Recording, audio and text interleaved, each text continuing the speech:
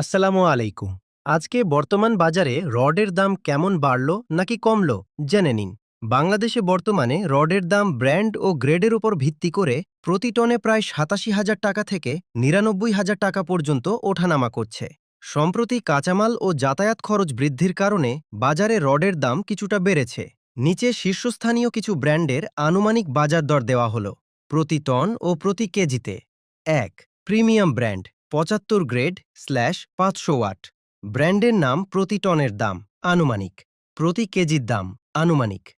BSRM ৯৫,০০০ থেকে ৯৯,০০০ টাকা, ৯৫ থেকে ৯৯ টাকা।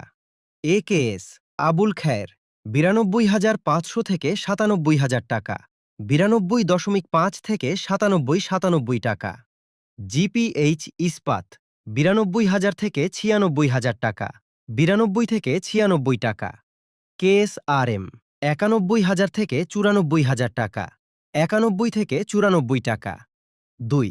৬০ গ্রেড ও অন্যান্য brand mid range HM steel, BSL, ZSRM প্রতি টন প্রায় ৮৮,০০০ থেকে ৮৯,০০০ টাকা।